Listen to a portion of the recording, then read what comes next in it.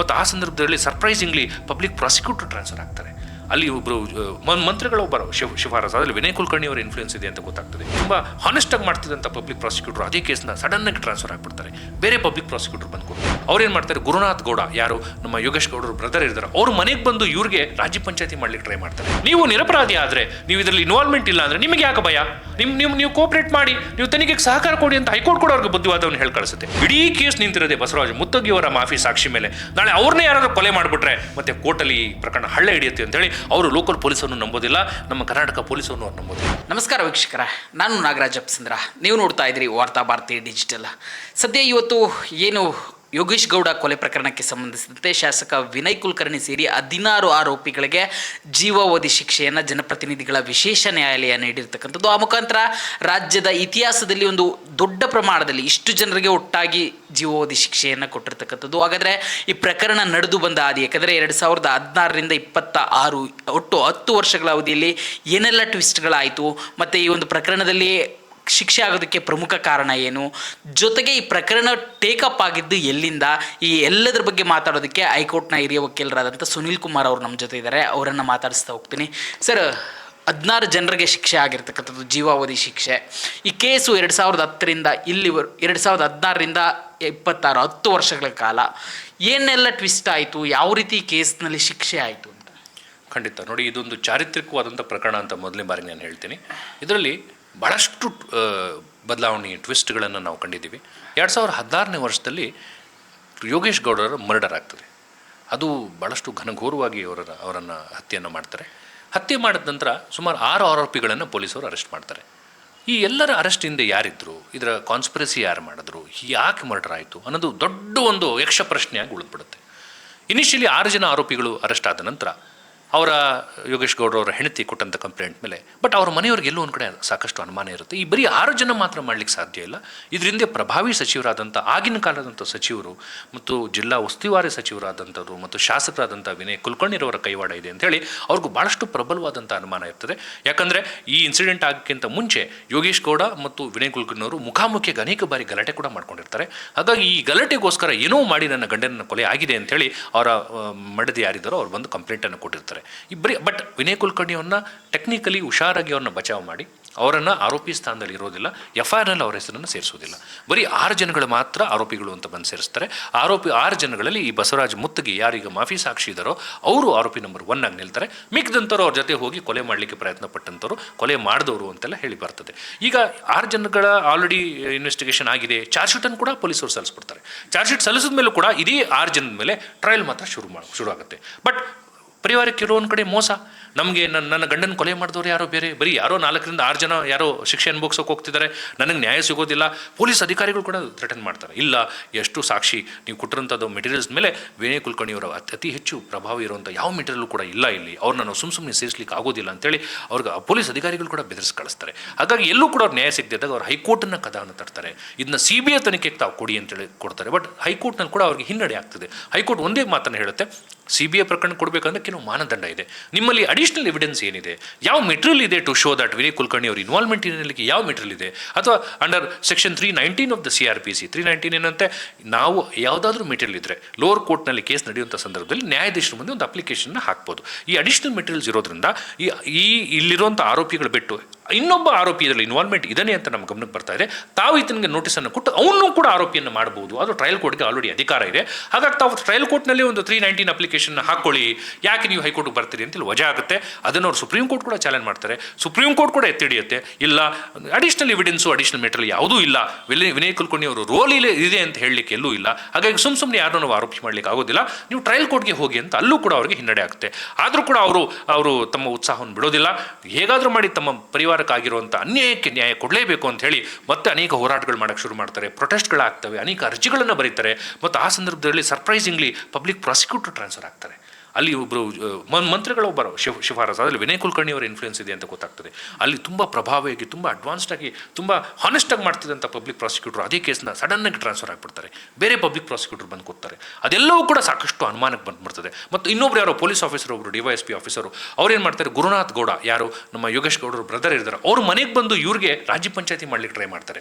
ನೀವು ವಿನಯ್ ಕುಲಕರ್ಣಿ ಅವ್ರ ಜೊತೆ ನೀವು ರಾಜಿ ಮಾಡ್ಕೊಂಬಿಡಿ, ದೊಡ್ಡದು ಮಾಡ್ಕೊಳಕ್ಕೆ ಹೋಗ್ಬಿಡಿ, ನಿಮಗೂ ಸಮಸ್ಯೆ ಆಗ್ತದೆ, ಯಾಕೆ ಮಾಡ್ಕೋತೀವಿ, ಅದನ್ನೆಲ್ಲನೂ ಕೂಡ ಈ ರಘುನಾಥ್ ಗೌಡರು ರೆಕಾರ್ಡ್ ಕೂಡ ಮಾಡ್ಕೊಂಡ್ಬಿಡ್ತಾರೆ, ಒಂದು ಎವಿಡೆನ್ಸ್ ಆಗಿ ಅದು ಕೂಡ ಕಲೆಕ್ಟ್ ಮಾಡ್ಕೋತಾರೆ.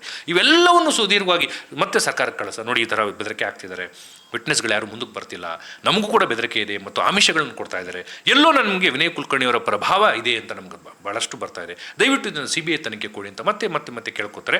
ಸರ್ಕಾರ ಬದಲಾವಣೆ ಆಗಲ್ಲ, ಸರ್ಕಾರ ಇದ್ದಾಗ, ಕಾಂಗ್ರೆಸ್ ಸರ್ಕಾರ ಇರೋವರೆಗೂ ಅದರ ಪ್ರಕರಣ ಹಾಗೆ ಮುಂದಕ್ಕೆ ಹೋಗುತ್ತೆ, ಟ್ರಯಲ್ ನಡೀತಾ ಇರುತ್ತೆ. ಬಟ್ BJP ಸರ್ಕಾರ ಬಂದ ನಂತರ ಯಡಿಯೂರಪ್ಪನವರು ಕೊಟ್ಟಂಥ ಮಾತಿನಂತೆ ಏನು ಮಾಡ್ತಾರೆ, ಇದನ್ನು CBI ತನಿಖೆ ಕೊಡ್ತಾರೆ. CBI ತನಿಖೆ ಕೊಟ್ಟ ಮೇಲೆ ಕೂಡ ಸುಮ್ಮನೆ ಇರೋದಿಲ್ಲ. CBI ತನಿಖೆ ಕೊಟ್ಟ ಮೇಲೆ ಕೂಡ ಅದನ್ನು ಕೂಡ ವಿನಯ್ ಕುಲಕರ್ಣಿ ಅವರು ಚಾಲೆಂಜ್ ಮಾಡ್ತಾರೆ. CBI ತನಿಖೆ ಕೊಟ್ಟಂಥ ತಪ್ಪು, ನೀವು CBI ತನಿಖೆಗೆ ಕೊಟ್ಟಂಥದ್ದು ಟೆಕ್ನಿಕಲಿ ತಪ್ಪಿದೆ, ನಮ್ಮ ಪೊಲೀಸರೇ ಸಾಕಷ್ಟು ತನಿಖೆಯನ್ನು ಮಾಡಿದ್ದಾರೆ, ನನ್ನ ಮೇಲೆ ಸುಮ್ಮನೆ ರಾಜಕೀಯ ವೈಷಮ್ಯದಿಂದ ಮಾಡಿರುವಂಥದ್ದು, ಸರ್ಕಾರ ಬದಲಾವಣೆ ಆಗಿದೆ, ಹಾಗಾಗಿ ಇಟ್ಸ್ ಎ ಪೊಲಿಟಿಕಲ್ ಕಾನ್ಸ್ಪಿರಸಿಯಿಂದ ಮಾಡಿರುವಂಥದ್ದು, ನಂದು ಯಾವುದೇ ರೋಲ್ ಇಲ್ಲ, CBI ತನಿಖೆ ಕೊಡಬಾರ್ದು ಅಂತೇಳಿ ಸುಪ್ರೀಂ ಕೋರ್ಟ್ನ ಹಿರಿಯ ವಕೀಲರನ್ನ ಕರ್ಕೊಂಬಂದು ಬೆಂಗಳೂರಿನಲ್ಲಿ ವಾದ ಮಂಡನೆ ಮಾಡ್ತಾರೆ, ಲಕ್ಷಾಂತರ ರೂಪಾಯಿ ಖರ್ಚನ್ನು ಮಾಡಿ ತುಂಬ ಅದನ್ನ ಫೈಟನ್ನು ಮಾಡ್ತಾರೆ. ಅಲ್ಲೂ ಕೂಡ ಹೈಕೋರ್ಟ್ನಲ್ಲಿ ಅರ್ಜಿ ವಜಾ ಆಗುತ್ತೆ. ಇಲ್ಲ, CBI ಕೊಟ್ಟಂಥದ್ದು ಸರಿ, ಯಾರಿಗೆ ಅನ್ಯಾಯ ಆಗಿದ್ದಾಗ ವಿಕ್ಟಿಮ್ ಅಂತ ಯಾರಿರ್ತಾರೋ ಅವ್ರ ಮನೇಲಿ ಒಂದು ಕೊಲೆ ಆಗಿದೆ, ಅವರೊಬ್ಬ ತಂದೆಯನ್ನು ಮಗನನ್ನು ಕಳ್ಕೊಂಡಿದ್ದಾರೆ, ಹಾಗಾಗಿ ನ್ಯಾಯದ ದೃಷ್ಟಿಯಿಂದ ಸರ್ಕಾರ CBI ಕೊಟ್ಟಿದೆ. ನೀವು ನಿರಪರಾಧಿ ಆದರೆ, ನೀವು ಇದರಲ್ಲಿ ಇನ್ವಾಲ್ವ್ಮೆಂಟ್ ಇಲ್ಲ ಅಂದರೆ ನಿಮಗೆ ಯಾಕೆ ಭಯ, ನೀವು ಕೋಆಪರೇಟ್ ಮಾಡಿ, ನೀವು ತನಿಖೆಗೆ ಸಹಕಾರ ಕೊಡಿ ಅಂತ ಹೈಕೋರ್ಟ್ ಕೂಡ ಅವ್ರಿಗೆ ಬುದ್ಧಿವಾದವನ್ನು ಹೇಳಿ ಕಳಿಸುತ್ತೆ. ಕೊನೆಗೆ CBI ಅವ್ರು ಬಂದಮೇಲೆ ಅದ್ಭುತವಾಗಿ ಇನ್ವೆಸ್ಟಿಗೇಷನ್ನ ಮಾಡ್ತಾರೆ, ಎಳೆಯಾಗಿ ನಿಧಾನಕ್ಕೆ ಎಲ್ಲವನ್ನೂ ಕೂಡ ಪೂರ್ಣಿಸ್ತಾ ಬರ್ತಾರೆ. ಅಲ್ಲಿದ್ದಂಥ CCTV ಫುಟೇಜನ್ನು ಕೂಡ ಲೋಕಲ್ ಪೊಲೀಸವ್ರು ಹಾಳು ಮಾಡಿರ್ತಾರೆ, ಹಾಗಾಗಿ ಅಲ್ಲಿದ್ದಂಥ ಪೊಲೀಸ್ ಇನ್ಸ್ಪೆಕ್ಟರ್ನೂ ಒಬ್ಬ ಆರೋಪಿಯನ್ನು ಮಾಡ್ಕೋತಾರೆ ಇವರು. ಅಲ್ಲಿ ಅದೇ ಜಿಮ್ನಲ್ಲಿದ್ದಂಥ CCTV ಫುಟೇಜನ್ನು ಬಿಟ್ಟು ಪಕ್ಕದ ಬಿಲ್ಡಿಂಗ್ CCTV ಫುಟೇಜನ್ನು ತಗೋತಾರೆ. ಯಾವ ವಿಟ್ನೆಸ್ಗಳು ಬಂದು ಹೇಳಕ್ಕೆ ಬಂದರೆ ಅವ್ರನ್ನೂ ಕೂಡ ಹೆದರಿಸಿ ವಾಪಸ್ ಕಳಿಸ್ತಾರೆ. ಯಾವ ವಿಟ್ನೆಸ್ಗಳು ಮುಂದಕ್ಕೆ ಬರ್ಲಿಕ್ಕೆ ಆಗೋದಿಲ್ಲ, ಕೋರ್ಟಲ್ಲಿ ಸಾಕ್ಷಿ ಕೊಡಬೇಕು, ನಾಳೆ ಸಾಕ್ಷಿ ವಿಚಾರಣೆ ಇದೆ ಅಂದರೆ ಹಿಂದಿನ ದಿವಸ ವಿಟ್ನೆಸ್ಗಳಿಗೆ ಬೆದರಿಕೆ ಆಗ್ತಾರೆ. ಹಾಗಾಗಿ ಐ ವಿಟ್ನೆಸ್ ಅಂತ ಯಾರನ್ನ ತೋರಿಸಿದ್ರು, 3 ರಿಂದ 4 ಜನ ಯಾರು ಜಿಮ್ಮಲ್ಲಿ ಅವತ್ತಿದ್ರು, ಯಾರು ನೋಡಿದ್ರು ಕೊಲೆ ಆಗ್ತಿದ್ದಂಥ ನೋಡಿದಂಥ ಐ ವಿಟ್ನೆಸ್ಗಳು, ಅವರು ಕೂಡ ಕೋರ್ಟ್ಗೆ ಬಂದು ಹಾಸ್ಟೈಲ್ ಆಗಿಬಿಡ್ತಾರೆ. ಇಲ್ಲ, ನಮ್ಗೆ ಗೊತ್ತಿಲ್ಲ ಸ್ವಾಮಿ, ನಮ್ಗೆ ಗೊತ್ತಿಲ್ಲ, ಬಿಟ್ಬಿಡಿ, ಅವಾಗೇನೋ ಪೊಲೀಸರು ಹೇಳಿದ್ರು ಅಂತ ಸೈನ್ ಮಾಡಿದ್ದೀವಿ ಅಂತೇಳಿ ಅವರು ಕೂಡ ಹಾಸ್ಟೈಲ್ ಆಗಿಬಿಡ್ತಾರೆ. ಹಾಗಾಗಿ ಇಡೀ ಪ್ರಕರಣ ಎಲ್ಲೋ ಒಂದು ಕಡೆ ಹಳ್ಳ ಹಿಡಿಯೋಕ್ಕೆ ಶುರು ಆಗ್ತದೆ. ಐ ವಿಟ್ನೆಸ್ಗಳು ಯಾರೂ ಇಲ್ಲ, ನೋಡಿದಂಥ ಇನ್ಸಿಡೆಂಟ್ ಇಲ್ಲ, ಎಲ್ಲೂ ಕೂಡ ಟೆಲಿಫೋನ್ ಕಾಲ್ ರೆಕಾರ್ಡ್ ಸರಿಯಾಗಿ ಹಾಕಿಲ್ಲ, ಟೆಕ್ನಿಕಲ್ ಎವಿಡೆನ್ಸ್ ಎಲ್ಲೂ ಇನ್ವೆಸ್ಟಿಗೇಷನ್ ಸರಿಯಾಗಿ ಆಗಿಲ್ಲ. ಎಲ್ಲವನ್ನು ಕೂಡ CBI ಬಂದ ತಕ್ಷಣ ಎಲ್ಲವನ್ನು ಪೋಣಿಸೋಕ್ಕೆ ಶುರು ಮಾಡ್ತಾರೆ. ಮಾಡ್ತಾ ಮೊದಲೇ ಆರೋಪಿ ಯಾರು ಬಸವರಾಜ್ ಮುತ್ತಗಿ ಇರ್ತಾರೆ, ಅವ್ರನ್ನ ಕಸ್ಟಡಿಗೆ ತಗೊಂಡು ಅವ್ರನ್ನ ಸುದೀರ್ಘವಾಗಿ ಇಂಟ್ರಗೇಷನ್ ಮಾಡಿದಾಗ ಅವರು ಅದನ್ನ ನಿಜವನ್ನು ಬಾಯ್ಬಿಡ್ತಾರೆ. ಮತ್ತು ಅವರು ನನಗೆ ಪಾಪ ಪ್ರಜ್ಞೆ ಕಾಡ್ತಿದೆ, ಅವ್ರಿಗೂ ಹೇಳ್ತಾರೆ, ಇದು ಮಿನಿಮಮ್ ಇಂಪ್ರಿಸನ್ಮೆಂಟ್, ತಮಗೆ ಜೀವಾದ ಶಿಕ್ಷೆ ಖಂಡಿತ ಆಗುತ್ತೆ, ನೇರವಾಗಿ ನೀವು ಕೊಲೆಗೆ ಭಾಗಿಯಾಗಿದ್ರಿ, ಯಾರು ಕಾರಣ ಅಂತ ಹೇಳಿದಾಗ ಅವ್ರು ಬಾಯ್ಬಿಟ್ಬಿಡ್ತಾರೆ. ಇಲ್ಲ, ಇದಕ್ಕೆಲ್ಲದಕ್ಕೂ ಸೂತ್ರಧಾರರು ವಿನಯ್ ಕುಲಕರ್ಣಿ ಅವರೇ. ಅವ್ರಿಗೂ ಇವ್ರಿಗೂ ದ್ವೇಷ ಇತ್ತು. ಆ ಜಿಲ್ಲಾ ಪಂಚಾಯತ್ ಸಭಾಂಗಣದಲ್ಲೂ ಕೂಡ ಇಬ್ಬರಿಗೂ ಮಾರಾಮಾರಿ ಆಗುವಂಥ ಪರಿಸ್ಥಿತಿ ಬಂದಿತ್ತು. ಹೇಗಾದರೂ ಮಾಡಿ ಇವ್ರನ್ನ ನನ್ನ ಮುಂದೆ ನನ್ನ ಕಣ್ಣು ಮುಂದೆ ಇವ್ರು ಇರಬಾರ್ದು ಅಂತ ಹೇಳಿ ಪೊಲೀಸ್ ಅಧಿಕಾರಿನೂ ಜೊತೆಲಿ ಹಾಕೊಂಡು ಅವ್ರ ಜೊತೆ ನನಗೆ ಇವ್ರು ಭರವಸೆ ಕೊಡ್ತಾರೆ.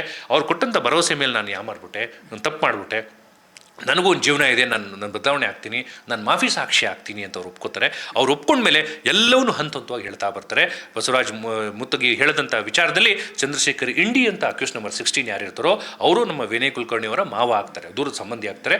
ಅವ್ರ ಮುಖಾಂತರ ಹಣಕಾಸನ್ನು ಹೇಗೆ ಕೊಡ್ತಾರೆ, ಹೇಗೆ ಆಚೆಯಿಂದ ಟೀಮನ್ನು ಕರ್ಕೊಂಡ್ಬರ್ತಾರೆ, ವೆಹಿಕಲ್ಸ್ನ ಹೆಂಗೆ ಅಲೋ ಮಾಡ್ತಾರೆ, ಮತ್ತು ಪೊಲೀಸ್ ಅಧಿಕಾರಿಗಳನ್ನ ಇಟ್ಕೊಂಡು ಹೇಗೆ ವಿಟ್ನೆಸ್ಗಳನ್ನ ಡಿಸ್ಟ್ರಾಯ್ ಮಾಡ್ತಾರೆ, CCTV ಫುಟೇಜ್ಗಳನ್ನ ತೊಗೊಳೋದಿಲ್ಲ, ಸರಿಯಾದಂಥ ಕಾಲ್ ರೆಕಾರ್ಡ್ಸ್ಗಳನ್ನ ತೊಗೊಳೋದಿಲ್ಲ, ಟೆಕ್ನಿಕಲ್ ಎವಿಡೆನ್ಸ್ಗಳು ಎಲ್ಲ ಎಲೆಕ್ಟ್ರಾನಿಕ್ ಎವಿಡೆನ್ಸ್ಗಳು ಎಲ್ಲವನ್ನೂ ಸಿಸ್ಟಮ್ಯಾಟಿಕಲಿ ಹಾಳು ಮಾಡ್ತಾರೆ. ಎಲ್ಲವನ್ನು ಕೂಡ CBI ಮತ್ತೆ ಅದನ್ನ ರೀಕ್ರಿಯೇಟ್ ಮಾಡುತ್ತೆ, ಎಲ್ಲವನ್ನು ಕೂಡ ಎವಿಡೆನ್ಸ್ನ ತಗೊಳುತ್ತೆ.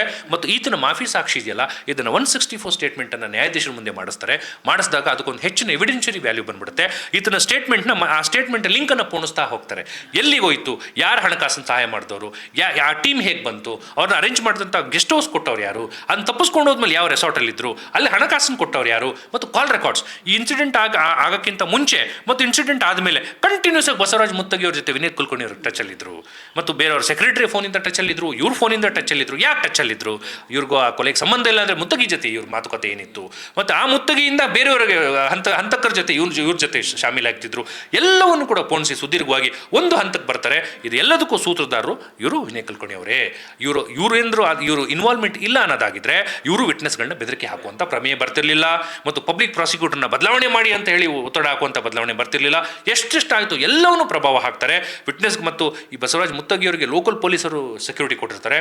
ನನಗೆ ಜೀವ ಭಯ ಇದೆ ಸರ್, ನನಗೆ ಹೆಚ್ಚು ಕಮ್ಮಿ ಮಾಡ್ತಾರೆ ಅಂದಾಗ ಸೆಂಟ್ರಲಿಂದ CRPF ಅವ್ರು ಸೆಕ್ಯೂರಿಟಿ ಕೊಡ್ತಾರೆ ಇವರಿಗೆ. ಯಾಕಂದರೆ CBI ಕೂಡ ಒಂದು ಸಮಯದಲ್ಲಿ ಭಯ ಬಂದ್ಬಿಡುತ್ತೆ. ಯಾಕಂದರೆ ಇಡೀ ಕೇಸ್ ನಿಂತಿರೋದೆ ಬಸವರಾಜ್ ಮುತ್ತಗಿಯವರ ಮಾಫಿ ಸಾಕ್ಷಿ ಮೇಲೆ. ನಾಳೆ ಅವ್ರನ್ನೇ ಯಾರಾದರೂ ಕೊಲೆ ಮಾಡಿಬಿಟ್ರೆ ಮತ್ತೆ ಕೋರ್ಟಲ್ಲಿ ಪ್ರಕರಣ ಹಳ್ಳೆ ಹಿಡಿಯುತ್ತೆ ಅಂತೇಳಿ ಅವರು ಲೋಕಲ್ ಪೊಲೀಸನ್ನು ನಂಬೋದಿಲ್ಲ, ನಮ್ಮ ಕರ್ನಾಟಕ ಪೊಲೀಸನ್ನು ಅವ್ರು ನಂಬೋದಿಲ್ಲ. ಹಾಗೆ ಡೆಲ್ಲಿಯಿಂದ CRPF ಅವ್ರಿಗೆ ರಿಕ್ವೆಸ್ಟ್ ಕೊಟ್ಕೊಂಡು CRPFನವರು ಕಂಟಿನ್ಯೂಸ್ ಆಗಿ 4 ಜನ ಗಾರ್ಡ್ಸ್ 24 ಗಂಟೆ ಅವ್ರ ಮನೆ ಕಾಯಕ್ಕೆ ಶುರು ಮಾಡ್ತಾರೆ.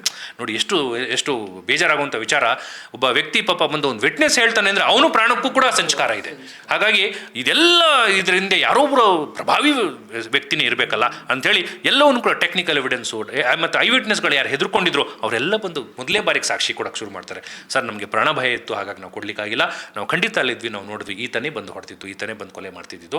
ಅವ್ರಿಗೆಲ್ಲ ಲಿಂಕನ್ನು ನಾವು ನೋಡಿದಾಗ ವಿನಯ್ ಕುಲಕರ್ಣಿ ಬರ್ತದೆ. ಹಾಗಾಗಿ ಮೋಟಿವ್ ಆಗ್ಬೋದು, ಟೆಕ್ನಿಕಲ್ ಎವಿಡೆನ್ಸು, ಎಲೆಕ್ಟ್ರಾನಿಕ್ ಎವಿಡೆನ್ಸ್ಗಳು ಮತ್ತು ಅಲ್ಲಿದ್ದಂಥ ಹಣಕಾಸಿನ ಸೌಲಭ್ಯ ಎಲ್ಲವನ್ನು ನೋಡಿದಾಗ ಮತ್ತು ಡಿಸ್ಟ್ರಕ್ಷನ್ ಆಫ್ ಎವಿಡೆನ್ಸ್ ಮಾಡಿದ್ದು ಇನ್ಸ್ಪೆಕ್ಟರ್ ಅವರು ಜಿಲ್ಲಾ ಉಸ್ತುವಾರಿ ಸಚಿವರಾದಂಥ ವಿನಯ್ ಕುಲಕರ್ಣಿ ಅವರ ಆಜ್ಞೆ ಮೇಲೆ, ಅವ್ರ ಇನ್ಸ್ಟ್ರಕ್ಷನ್ ಮೇಲೆ ಮಾಡ್ತಾರೆ. ಇದೆಲ್ಲವನ್ನು ಕೂಡ ನೋಡಿದ್ವಿ, ಸುದೀರ್ಘವಾಗಿ ನೋಡಿದಾಗ ನ್ಯಾಯಾಧೀಶ ಏನು ಮಾಡ್ತಾರೆ, ಹಿ S involved in this case completely ಅಂತ ಹೇಳಿ ಕೊನೆಯದಾಗಿ ಹಿ ಎಸ್ ಕನ್ವಿಕ್ಷನ್ ಕೊಡಬೇಕು ಅಂತ ಹೇಳಿ ಮ್ಯಾಕ್ಸಿಮಮ್ ಪನಿಷ್ಮೆಂಟ್ ಏನು ಕೊಡ್ಬೋದು, ಲೈಫ್ ಇಂಪ್ರಿಸನ್ಮೆಂಟನ್ನು ಕೊಡ್ಬೋದು ಅಥವಾ death penalty for the rarest of the rarest cases, but life imprisonment ಕೊಡಬೇಕಾಗ್ತದೆ. ಯಾಕಂದರೆ ಒಬ್ಬ ವ್ಯಕ್ತಿ ತನ್ನ ಪ್ರಾಣವನ್ನು ಕಳ್ಕೊಂಡಿದ್ದಾನೆ.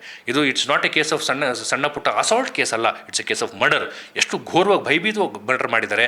ಮರ್ಡರ್ ಮಾಡಿದ್ಮೇಲೆ ಇಡೀ ಸಮಾಜದ ವ್ಯವಸ್ಥೆ ಮತ್ತು ನ್ಯಾಯಾಂಗದ ವ್ಯವಸ್ಥೆ ಜೊತೆ ಈಗ ಆಟ ಆಡಿದ್ದಾರೆ. ವಿಟ್ನೆಸ್ಗಳನ್ನ ಹೆದರಿಸಿರುವಂಥದ್ದು, ವಿಟ್ನೆಸ್ಗಳಿಗೆ ಫೋನ್ ಕಾಲ್ಸಲ್ಲಿ ಧಮಕಿ ಹಾಕಿರೋದು, ಆ ಫೋನ್ ಕಾಲ್ಸ್ಗಳನ್ನೆಲ್ಲ ರೆಕಾರ್ಡಿಂಗ್ ಸಮೇತ CBIನವರು ಹೈಕೋರ್ಟ್ಗೆ ಪ್ರೊಡ್ಯೂಸ್ ಮಾಡ್ತಾರೆ, ಸುಪ್ರೀಂ ಕೋರ್ಟ್ಗೆ ಪ್ರೊಡ್ಯೂಸ್ ಮಾಡ್ತಾರೆ. ಪ್ರೊಡ್ಯೂಸ್ ಮಾಡಿದ್ಮೇಲೆ ವಿನಯ್ ಕುಲಕರ್ಣಿ ಅವ್ರ ಬೇಲ್ ಕೂಡ ಕ್ಯಾನ್ಸಲ್ ಆಗ್ತದೆ. ನಿಮಗೆ ಕಂಡೀಷನ್ ಹಾಕಿರ್ತೀವಿ ವಿಟ್ನೆಸ್ಗಳ ಹತ್ರ ಹೋಗಬೇಡಿ ಅಂತ, ಬಟ್ ನೀವು ವಿಟ್ನೆಸ್ಗಳಿಗೆ ಬೆದರಿಕೆ ಹಾಕ್ತಿದ್ದೀರಿ, ನಿಮ್ಮ ಕಡೆಯಿಂದ ಬೆದರಿಕೆ ಬರ್ತಾ ಇದೆ. ಸೊ ಬೆದರಿಕೆ ಹಾಕುವಂಥದ್ದು, ಪಬ್ಲಿಕ್ ಪ್ರಾಸಿಕ್ಯೂಟರ್ ನೀವು ಟ್ರಾನ್ಸ್ಫರ್ ಮಾಡಿಸುವಂಥದ್ದು, ನ್ಯಾಯಾಲಯದ ವ್ಯವಸ್ಥೆ ಮೇಲೆ ನೀವು ಪ್ರಭಾವ ಬೀರುವಂಥದ್ದು, ಇದು ನಾಳೆ ದಿವಸ ತುಂಬ ಗಂಭೀರವಾದ ಪ್ರಭಾವ ಬೀಳುತ್ತೆ ಮತ್ತು ಸಾಮಾನ್ಯನಿಗೆ ನ್ಯಾಯಾಲಯದ ಮೇಲಿರುವಂಥ ನಂಬಿಕೆ ಹೋಗ್ಬಿಡುತ್ತೆ ಅಂತ ಹೇಳಿ ನ್ಯಾಯಾಧೀಶರು ಇದು ಸೂಕ್ತವಾದಂಥ ಪ್ರಕರಣ, ಜೀವಾವಧಿ ಶಿಕ್ಷೆನೇ ಕೊಡಬೇಕು ಮತ್ತು ಸತ್ತಿರುವಂಥ ಪರಿವಾರಕ್ಕೆ ನ್ಯಾಯ ಆಗಬೇಕು ಅಂತ ಹೇಳಿ ಇದಕ್ಕೆ ಖಂಡಿತವಾಗ್ಲೂ ಕಠಿಣವಾದಂಥ ಜೀವಾವಧಿ ಶಿಕ್ಷೆನ ಕೊಟ್ಟಿದ್ದಾರೆ.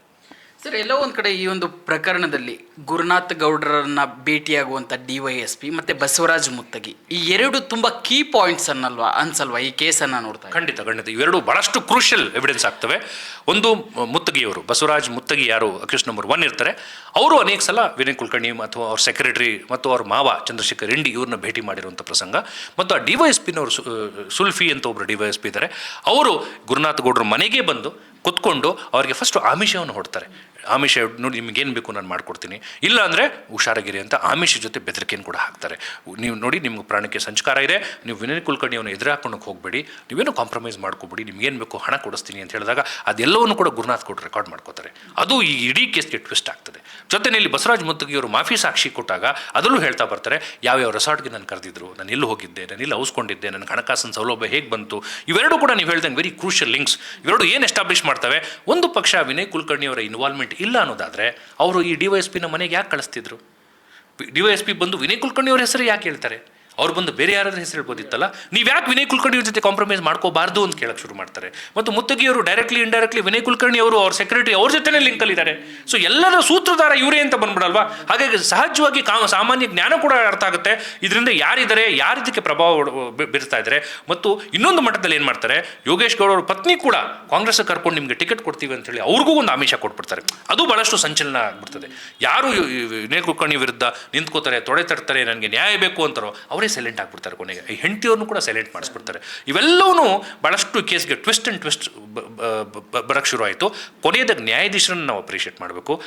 ಎಲ್ಲವನ್ನೂ ಕೂಡ ಸುದೀರ್ಘವಾಗಿ ಅನಲೈಸ್ ಮಾಡಿ ವೆರಿ ಬ್ರಿಲಿಯಂಟ್ ಅಪ್ರಿಸಿಯೇಷನ್ ಆಫ್ ಎವಿಡೆನ್ಸ್ನ ಅದ್ಭುತವಾಗಿ ಅಪ್ರಿಷಿಯೇಟ್ ಮಾಡಿ ಕೊನೆಯದಾಗಿ ಎಂಡ್ ಆಫ್ ದ ಡೇ ನ್ಯಾಯ ಸಿಗಬೇಕು. ಒಬ್ಬ ವ್ಯಕ್ತಿಯ ಕೊಲೆ ಆಗಿದೆ, ಆತನ ಮನೆಯಲ್ಲಿ ಒಂದು ದೀಪ ಆರಿದೆ, ಆತನ ಪರಿವಾರಕ್ಕೂ ನ್ಯಾಯ ಸಿಗಬೇಕು. ಮತ್ತು ಯಾರೇ ಪ್ರಭಾವಿಯಾಗಿದ್ದರು, ಎಷ್ಟೇ ಪ್ರಭಾವದಲ್ಲಿದ್ದರು, ಏನೇ ಅಧಿಕಾರದಲ್ಲಿದ್ದರು, ಒಂದಲ್ಲ ಒಂದು ದಿವಸ ನ್ಯಾಯಾಲಯದ ಮುಂದೆ ಬಂದು ತಲೆ ಬಗ್ಗಿಸ್ಬೇಕು, ನ್ಯಾಯ ಗೆಲ್ಲಬೇಕು. ಅದಕ್ಕೋಸ್ಕರ ನಾವು ಸತ್ಯಮೇವ ಜಯತೆ ಅಂತ ನಾವೇನು ಸುಪ್ರೀಂ ಕೋರ್ಟ್ನಲ್ಲಿ, ಹೈಕೋರ್ಟ್ನಲ್ಲಿ ನಾವೇನೋ ನೋಡ್ತೀವಿ ಸಹಜವಾಗಿ, ಸತ್ಯಮೇವ ಜಯತೆ, ಸತ್ಯ ಗೆಲ್ಲಬೇಕು ಅಂತ ಹೇಳಿ ಒಂದು ಅದ್ಭುತವಾದಂಥ ತೀರ್ಪನ್ನು ಕೊಟ್ಟಿದ್ದಾರೆ. ಸುದೀರ್ಘವಾಗಿ ಎಲ್ಲವನ್ನೂ ಕೂಡ ಡಿಟೇಲ್ ಜಜ್ಮೆಂಟಲ್ಲಿ ಅವ್ರು ಚರ್ಚೆ ಮಾಡಿದ್ದಾರೆ. ಹಾಗಾಗಿ it's a very good, neatly made and very neatly delivered judgment. Sir, last ಕೊನೆ, ಈಗ ಸದ್ಯ ಏನು ವಿನಯ್ ಕುಲಕರ್ಣಿಯವರು ಶಾಸಕರಿದ್ದರು, ಪ್ರೆಸೆಂಟ್ ಶಾಸಕರು, ಅವ್ರ ಮುಂದೆ ಇರತಕ್ಕಂಥ ಅವಕಾಶಗಳು, ಯಾಕಂತಂದರೆ ಈಗಾಗಲೇ ಜೀವಾವಧಿ ಆಗಿರೋದ್ರಿಂದ ಶಾಸಕ ಸ್ಥಾನ ಅನರ್ಹ ಆಗ್ಬೋದು ಅಂತಂತೇಳಿ, ಒಂದು ವೇಳೆ ಅವ್ರ ಶಾಸಕ ಸ್ಥಾನ ಉಳಿಸ್ಕೊಳ್ಬೇಕಂದ್ರೆ ಹೈಕೋರ್ಟ್ನಿಂದ ಯಾವ ರೀತಿ ಬೆಳವಣಿಗೆ ಸಾಧ್ಯ ಆಗಬೇಕು ಅಂತ? ಕರೆಕ್ಟ್. ಈಗ ವಿನಯ್ ಕುಲಕರ್ಣಿ ಅವ್ರ ಮುಂದೆ ಕಾನೂನಾತ್ಮಕವಾದಂಥ ಆಪ್ಷನ್ಸ್ ಏನಪ್ಪ ಅಂದರೆ ಅವರು ಹೈಕೋರ್ಟ್ಗೆ ಅಪೀಲನ್ನು ಹಾಕಬೇಕು.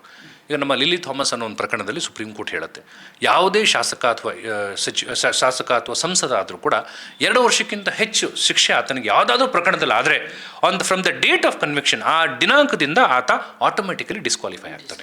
ಹಾಗಾಗಿ ಇವತ್ತಿಂದ ವಿನಯ್ ಕುಲಕರ್ಣಿ ಅವರು ತಮ್ಮ ಶಾಸಕ ಸ್ಥಾನವನ್ನು ಕಳ್ಕೊಳ್ತಾರೆ. Is no more an MLA from today. ಈ ಜಜ್ಮೆಂಟ್ ಕಾಪಿಯನ್ನು ವಿಧಾನಸಭೆಯ ಸಭಾಧ್ಯಕ್ಷರಿಗೆ ಕಳಿಸ್ತಾರೆ. ಅವರು ನಮ್ಮ MLA ರೋಲ್ಸಿಂದ ಇವ್ರನ್ನ ತೆಗಿತಾರೆ. ಇವ್ರು ಯಾವುದೇ ಅಧಿವೇಶನದಲ್ಲಿ ಭಾಗವಹಿಸೋದು ಆಗೋದಿಲ್ಲ. ಒಂದು ಪಕ್ಷ ಇವರು ಅದನ್ನ ಚಾಲೆಂಜ್ ಮಾಡಬೇಕು ಅನ್ನೋದಾದರೆ ಹೈಕೋರ್ಟ್ಗೆ ಚಾಲೆಂಜ್ ಮಾಡಬೇಕು. ಹೈಕೋರ್ಟಲ್ಲಿ 2 ಅಪ್ಲಿಕೇಶನ್ಗಳನ್ನ ಸಪ್ರೇಟಾಗಿ ಹಾಕಬೇಕು, ಸಸ್ಪೆನ್ಷನ್ ಆಫ್ ಸೆಂಟೆನ್ಸ್ ಮತ್ತು ಸಸ್ಪೆನ್ಷನ್ ಆಫ್ ಕನ್ವಿಕ್ಷನ್. ಸಾಮಾನ್ಯಕ್ಕೆ ಸಸ್ಪೆನ್ಷನ್ ಆಫ್ ಸೆಂಟೆನ್ಸ್ ಅಂತ ಮಾಡ್ತಾರೆ. ಏನು ನಿಮಗೆ ಶಿಕ್ಷೆ ಕೊಟ್ಟಿದ್ರು ಅದನ್ನ ಸಸ್ಪೆಂಡ್ ಮಾಡ್ತೀವಿ, ಒಂದು ಬೇಲನ್ನು ಕೊಡ್ತೀವಿ, ಒಂದು ಹಿಯರಿಂಗ್ ನಡೀಬೇಕು. ಹೈಕೋರ್ಟಲ್ಲಿ ಕೂಡ ಸುದೀರ್ಘ ಹೋಗಿ 3-4 ವರ್ಷ ನಡೆಯುತ್ತೆ. ಹಾಗಾಗಿ ಸಸ್ಪೆನ್ಷನ್ ಆಫ್ ಸೆಂಟೆನ್ಸ್ ಮಾಡ್ತೀವಿ ಅಂತ ಕೆಲವು ಸಲ ಮಾಡ್ತಾರೆ. ಅದು ಸಣ್ಣ ಪ್ರಕರಣಗಳೇ, ಬಟ್ ಘೋರ ಪ್ರಕರಣದಲ್ಲಿ ಸಾಮಾನ್ಯವಾಗಿ ಮಾಡೋದಿಲ್ಲ. ಮತ್ತು ಸಸ್ಪೆನ್ಷನ್ ಆಫ್ ಕನ್ವಿಕ್ಷನ್, ಈಗ ಆಲ್ರೆಡಿ ಕನ್ವಿಕ್ಟ್ ಆಗಿದ್ದಾರೆ, ಆ ಕನ್ವಿಕ್ಷನ್ನ ಸಸ್ಪೆಂಡ್ ಮಾಡಿದ್ರೆ ಮತ್ತೆ he will become an MLA again. Janardhan Reddy ಅವ್ರ ಪ್ರಕರಣದಲ್ಲೂ ಹಾಗೆ ಈ ಆಂಧ್ರ ಪ್ರದೇಶ ಹೈಕೋರ್ಟ್ಗೆ ಹೋಗಿ ಸಸ್ಪೆನ್ಷನ್ ಆಫ್ ಸೆಂಟೆನ್ಸ್ ಮತ್ತು ಸಸ್ಪೆನ್ಷನ್ ಆಫ್ ಕನ್ವಿಕ್ಷನ್ ಎರಡನ್ನೂ ಮಾಡಿಸ್ಕೊಂಡ್ಬರ್ತಾರೆ. ಯಾಕಂದರೆ ಅವ್ರ ಮೇಲೆ ಇದ್ದಂಥದ್ದು prevention of corruption act, maximum up to 7 years ಅಷ್ಟೇ. ಬಟ್ ಇವ್ರದಲ್ಲಿ ಹಂಗಲ್ಲ, this is for life imprisonment. ಹಾಗಾಗಿ ಇಲ್ಲೂ ಕೂಡ ಹೈಕೋರ್ಟ್ಗೆ ಅಪೀಲ್ ಹಾಕಬೇಕು. ಹೈಕೋರ್ಟಲ್ಲಿ ಸುದೀರ್ಘವಾಗಿ 3-4 ತಿಂಗಳು ಸುದೀರ್ಘವಾಗಿ ಆರ್ಗ್ಯುಮೆಂಟ್ ನಡೆಯುತ್ತೆ. Whether it's a fit case to grant a bail ಮತ್ತು ಬೇಲ್ ಕೊಡುವಂಥ ಪ್ರಕರಣನ ಮತ್ತು ವಿನಯ್ ಕುಲಕರ್ಣಿ ಅವರ ಪರವಾಗಿ ಏನಾದರೂ ಸಾಕ್ಷಿಗಳಿದೆಯಾ ಅಥವಾ ಜಡ್ಜ್ ಏನಾದರೂ ರಾಂಗ್ ಇಂಟರ್ಪ್ರಿಟೇಷನ್ ಮಾಡಿ ಬರ್ದಿದ್ದಾರಾ, ಇವ್ರ ರೋಲ್ ಇಲ್ವಾ, ಇದು ರಾಜಕೀಯ ದುರುದ್ದೇಶದಿಂದ ಆಗಿರುವಂಥ ಪ್ರಕರಣನ, ಎಲ್ಲವನ್ನೂ ಕೂಡ ಸುದೀರ್ಘವಾಗಿ ಆರ್ಗ್ಯುಮೆಂಟ್ ಕೇಳಬೇಕು. ಈ ಕಡೆ CBIನವರು ಕೂಡ ಆರ್ಗ್ಯುಮೆಂಟನ್ನು ಮಾಡ್ತಾರೆ. CBI ವರ್ಷನ್ ಕೂಡ ಹೈಕೋರ್ಟ್ ಕೇಳುತ್ತೆ. ಎರಡನ್ನೂ ಕೇಳಿ ಆಗ ಹೈಕೋರ್ಟ್ ಒಂದು ಆದೇಶವನ್ನು ಕೊಡುತ್ತೆ. ಅದು ಪಾಸಿಟಿವ್ ನೆಗೆಟಿವ್ ಅಂತ ಅದು ಹೈಕೋರ್ಟಿನ ನ್ಯಾಯಾಧೀಶರ ವಿವೇಚನೆಗೆ ಬಿಟ್ಟು ವಿಚಾರ. ಹಾಗಾಗಿ ಹೈಕೋರ್ಟಲ್ಲಿ ಅವ್ರಿಗೇನೋ ರಿಲೀಫ್ ಕೊಟ್ಟರೆ ಮಾತ್ರ ಅವ್ರು ಹೊರಗೆ ಬರ್ತಾರೆ. ಇಲ್ಲಾಂದರೆ ಹೈಕೋರ್ಟಲ್ಲಿ ಅಪೀಲ್ ಡಿಸೈಡ್ ಆಗೋವರೆಗೂ 2 ವರ್ಷ ಆಗಲಿ 3 ವರ್ಷ ಆಗಲಿ he will be there in the judicial custody as per the order. Thank you. ಕೇಳಿದ್ರಲ್ಲ, ಇದು ಸುನೀಲ್ ಕುಮಾರ್ ಅವರ ಮಾತು. ಒಂದು ಐತಿಹಾಸಿಕ ತೀರ್ಪನ್ನು ನ್ಯಾಯಾಧೀಶರು ನೀಡಿದ್ದಾರೆ ಅನ್ನೋದು ಒಂದು ಕಡೆಯಾದರೆ, ಹೈಕೋರ್ಟ್ನಲ್ಲಿ ಮತ್ತೆ ಅವರು ತಮ್ಮ ಶಾಸಕ ಸ್ಥಾನ ಬೇಕಿದ್ದರೆ ಅಥವಾ ಅವ್ರಿಗೆ ರಿಲೀಫ್ ಬೇಕಿದ್ದರೆ ಹೈಕೋರ್ಟ್ನಲ್ಲಿ ಹೋರಾಟವನ್ನು ಮಾಡಬೇಕು. ಆದರೆ ಇದು ಘೋರ ಪ್ರಕರಣ, ಕೊಲೆ ಆಗಿರೋದ್ರಿಂದ, ಜೀವಾವಧಿ ಶಿಕ್ಷೆ ಆಗಿರೋದ್ರಿಂದ ಇಲ್ಲಿ ಜಾಮೀನು ಅಥವಾ ಹೈಕೋರ್ಟ್ನಿಂದ ರಿಲೀಫ್ ಸಿಗುವಂಥ ಸಾಧ್ಯತೆಗಳು ತೀರಾ ಕಡಿಮೆ ಇರತಕ್ಕಂಥದ್ದು. ಈಗ ಇವತ್ತು ಶಿಕ್ಷೆ ಪ್ರಕಟ ಆಗಿರೋದ್ರಿಂದ ಇನ್ನು ಮೇಲೆ ವಿನಯ್ ಕುಲಕರ್ಣಿ ಯಾವುದೇ ಶಾಸಕರಲ್ಲ, ಅದನ್ನು ಕಾನೂನು ಹೇಳುತ್ತೆ ಅಂತೇಳಿ ಅವರು ಹೇಳ್ತಾ ಇರ್ತಕ್ಕಂಥದ್ದು. ವಿಡಿಯೋ ಜರ್ನಲಿಸ್ಟ್ ಗೌತಮ್ ಜೊತೆ ನಾಗರಾಜ್ BF ಚಂದ್ರ, ವಾರ್ತಾಭಾರತಿ, ಬೆಂಗಳೂರು. ನಮ್ಮ ಕಾರ್ಯಕ್ರಮಗಳನ್ನು ನೀವು ನೋಡ್ತಾ ಇದ್ರೆ ನಮ್ಮ ಚಾನೆಲ್ ಅನ್ನ ಸಬ್ಸ್ಕ್ರೈಬ್ ಮಾಡಿ, ಪಕ್ಕದ ಬೆಲ್ ಐಕಾನ್ ಒತ್ತಿ ನಮ್ಮನ್ನ ಬೆಂಬಲಿಸಿ. ಹಾಗೆ ನಮ್ಮ ಕಾರ್ಯಕ್ರಮಗಳನ್ನ ಲೈಕ್ ಮಾಡಿ, ಕಮೆಂಟ್ ಮಾಡಿ, ಅದನ್ನ ಬೇರೆಯವರಿಗೂ ವಾಟ್ಸ್ಆಪ್ ಮೂಲಕ ಶೇರ್ ಮಾಡಿ. ನೀವು ಹೀಗೆ ಮಾಡಿದಾಗ ನಮ್ಮ ಚಾನೆಲ್ ಇನ್ನಷ್ಟು ಮತ್ತಷ್ಟು ಜನರಿಗೆ ತಲುಪಲು ನೀವು ನಮ್ಮೊಂದಿಗೆ ಸಹಕರಿಸಿದ ಹಾಗಾಗುತ್ತೆ. ಇದು ನೀವು ಯಾವುದೇ ಖರ್ಚಿಲ್ಲದೆ ಕೆಲವೇ ಸೆಕೆಂಡುಗಳಲ್ಲಿ ನೀಡಬಹುದಾದ ಸಹಕಾರ.